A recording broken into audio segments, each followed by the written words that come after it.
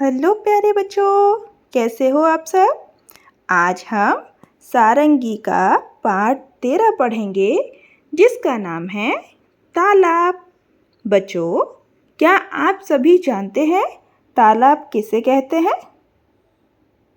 तो मैं आपको बताती हूँ। तालाब होता है चारों ओर से भूमि से घिरा हुआ एक ऐसा गड्ढा जिसमें पानी भरा हो, है ना। एक गड्ढा होता है छोटा सा जो चारों तरफ से भूमि से घिरा होता है, मतलब ज़मीन से घिरा होता है और उसमें पानी भरा होता है। जब ये बड़ा होता है तो इसे झील कहते हैं और छोटा होता है तो इसे हम क्या कहते हैं? तालाब। ठीक है, तो आज हम तालाब के बारे में पाठ पढ़ेंगे। इस तालाब का नाम है छोटा तालाब। यहाँ पे आपको एक तालाब दिखाई दे रहा है, इसका नाम क्या है बच्चों? छोटा तालाब। यहाँ तुम्हें कई लोग दिखेंगे, जैसे केंचुए, सांप, केकड़े, मेंढक और कनखजूरे। 2 कछुए हैं और उनके साथ क्या है? उनके छोटे छोटे से बच्चे। मछलियाँ पता नहीं कितनी होंगी। आपको इसमें कहीं मछलियाँ दिखाई दे रही हैं? ये देखो छोटी छोटी सी, है ना। मच्छर जैसे कई उड़ाकू तुम्हें वहाँ मिलेंगे। तितलियाँ, गिलहरियाँ, चींटियाँ, कभी कभी छिपकली और गिरगिट भी यहाँ पर चले आते हैं। तालाब के किनारे पेड़ पर मकड़ियों का जाल भी है। ये आपको यहाँ पे पेड़ दिखाई देगा, मकड़ियों के जाल भी हैं। और चिड़ियों का तो पूछो ही मत। कोए, मैना, तोते, किंगफिशर और फाख्ता। बच्चों, आप जानते हो फाख्ता कौन होता है? चलिए अभी बताएंगे आपको फाख्ता के बारे में। हाँ, तो आजकल सर्दियों के दिन हैं। कैसे दिन है बच्चों? सर्दियों के दिन। मैं रोज इस तालाब को देखने आती हूँ। यहाँ इन दिनों सारस आए हुए हैं। सारस कौन होते हैं? बगुले जैसे दिखने वाले पक्षी होते हैं जिनकी गर्दन कैसी होती है? लंबी, है ना, काफ़ी लंबी होती है। तो ये सब यहाँ पर तालाब पर आए हुए हैं। छोटे तालाब पर खूब चहल पहल है। थोड़े दिनों बाद सारस चले जाएंगे, तब तालाब को इन सब की कितनी याद आएगी, है ना बच्चों। जैसे आपने देखा है कभी हमारे यहाँ कोई त्योहार हो, कोई प्रोग्राम हो तो बहुत सारे रिश्तेदार आते हैं ना। पूरा घर भर जाता है, कितना अच्छा लगता है। लेकिन जैसे ही त्योहार ख़त्म हुआ या कोई फंक्शन ख़त्म हुआ तो सब लोग चले जाते हैं, तो घर फिर से कैसा हो जाता है? खाली खाली, है ना। ऐसे ही इस तालाब के साथ हुआ कि जब सर्दियाँ आईं तो ये सारे पक्षी जो आपको इस पे दिख रहे हैं, है ना, ये सब यहाँ पर आए। खूब चहल पहल हुई। लेकिन जैसे ही सर्दियाँ ख़त्म होंगी तो ये सारे यहाँ से छोड़कर चले जाएंगे, तो फिर तालाब को इनकी याद आएगी ना, है ना बच्चों।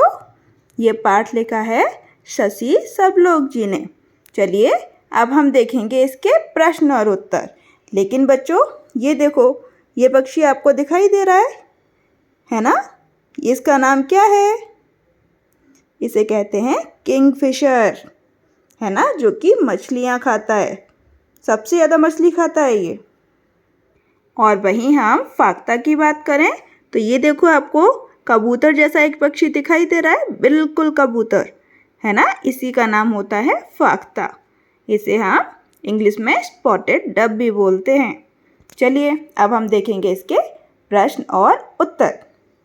इस तालाब को छोटा तालाब क्यों कहते होंगे? प्रश्न नंबर 1। तो पहले प्रश्न का उत्तर हम ऐसे भी दे सकते हैं कि इस तालाब का नाम छोटा तालाब क्यों है? क्योंकि यह छोटे स्थान पर बना है, इसलिए इसे छोटा तालाब कहते हैं। प्रश्न नंबर 2। इस तालाब में कौन कौन से जीव हैं? तो बच्चों हमने कौन कौन से जीव देखे थे? कछुआ, मछली, सारस, किंगफिशर, फाख्ता, है ना। तो दूसरे प्रश्न का उत्तर होगा केंचुआ, सांप, मेंढक, कछुआ, केकड़ा आदि। या फिर हम इसमें और भी जोड़ सकते हैं। ठीक है। प्रश्न नंबर 3, तालाब के पास इतने सारे जीव क्यों रहते होंगे? आपको पता है बच्चों? क्योंकि उन्हें यहाँ पर पानी और भोजन की व्यवस्था हो जाती है उनकी, यानी अच्छे से मिल जाता है, इसलिए इतने सारे जीव तालाब के किनारे रहते हैं, है ना। अब तालाब को किनकी याद आएगी और क्यों? प्रश्न नंबर 4 का उत्तर है तालाब को सभी जीवों की याद आएगी, क्योंकि वहाँ चहल पहल नहीं रहेगी। अभी वहाँ बहुत सारी चहल पहल है ना, लेकिन सब चले जाएंगे तो तालाब कैसा हो जाएगा? एकदम सूना हो जाएगा, है ना। प्रश्न नंबर 5, कहानी के इस वाक्य में उड़ाकू का अर्थ क्या हो सकता है? मच्छर जैसे कई उड़ाकू तुम्हें वहाँ मिलेंगे, यानी छोटे छोटे से जो जीव हैं वो तुम्हें वहाँ मिलेंगे। ठीक है। अब हम आगे देखेंगे इसमें।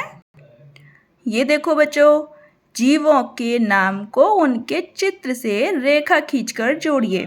तो ये है एक लिस्ट पूरी, और यहाँ पर ये हैं बहुत सारे अलग अलग जीव। ये वही जीव हैं बच्चों जो आपके पाठ में दिए हुए हैं, है ना। अभी हमें क्या करना है? इनके नाम के आगे इन्हें मिलाना है। जैसे केचुआ, नंबर 1 पे क्या है? ये केचुआ। और केचुआ कहाँ है इसमें? ये रहा। तो केचुए को हम क्या करेंगे? हम केचुए को इसके साथ में यहाँ पर ऐड कर देंगे ऐसे। ठीक है। ऐसे ही हमें सबको मिलाना है। नंबर 2 है सारस। सारस कहाँ है बच्चों? ये रहा, है ना। तो सारस को हम लेकर आएंगे यहाँ से यहाँ पे। ये हो गया सारस। नंबर 3 है सांप। सांप कहाँ है? सांप ये रहा। नंबर 4 है कछुआ। कछुए को तो सब जानते हैं, कछुआ ये रहा।